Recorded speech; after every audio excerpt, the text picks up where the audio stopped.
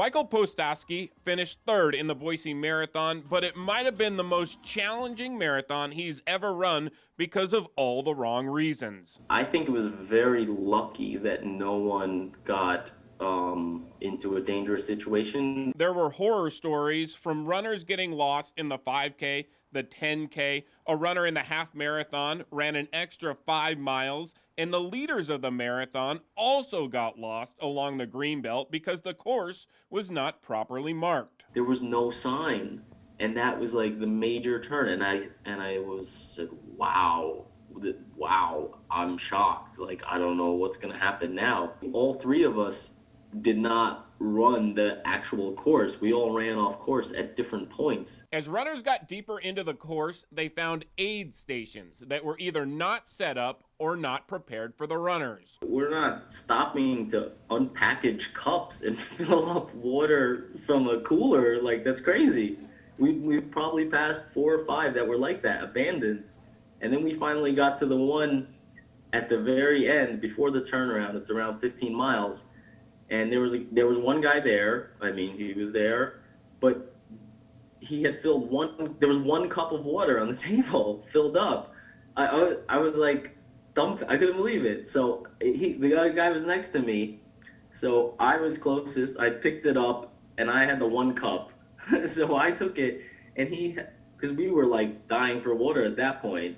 So he had to stop, and the guy got him a cup, and he had to wait, go by the cooler, fill up the cup. And I slowed down because I can't just take the 1 cup and leave this. So I had to like slow down and wait for him to make it fair. Postosky actually ran the rest of the race with this Spokane runner who is from Senegal, so they wouldn't get lost again. And it was his first marathon, and he was fast enough to have won the race, but he was afraid to get lost. So he stuck with me for like 16 miles and pretty much cost himself a chance to win the race because he didn't want to get lost. And when the runners finish, that should be a proud and memorable accomplishment, 26.2 miles. But they didn't get their t-shirts, and they had to hunt down their medals as there were no race organizers left at the finish line. That was a first for me. Typically you cross the line and they have people there, like sometimes putting it around your neck or like handing it to you, whatever the case may be. And that's a big thing. Like people, you trained for 3 months, trained for 4 months. We reached out to race organizers but have not heard back. This was their response to runners in an email. We want to offer our sincerest apologies. We have taken all of the feedback we have received into account and will be using it during our planning process for 2022. With all the major gaps and missteps that occurred during this run, we will be taking steps to create a runner's board to help consult on all of our runs and ensure this does not happen again. We value our relationship with the city of Boise and the running community and will make things right for all those who are negatively impacted.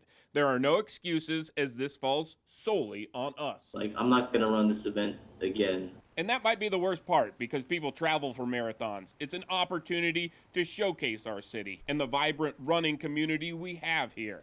And that took a hit. The toughest part is having it be a black eye for the city of Boise. Like, it's called the Boise Marathon, and then people are going to go back to the places that they traveled from, and it just looks badly on the city of Boise as a whole. So that's a shame. So that aspect of it, and the people really put effort trying to qualify for Boston, and the first-time runners, like it's just a shame for those aspects. Yeah, definitely. And that's what So that's a shame. Steve Dent, Idaho News 6.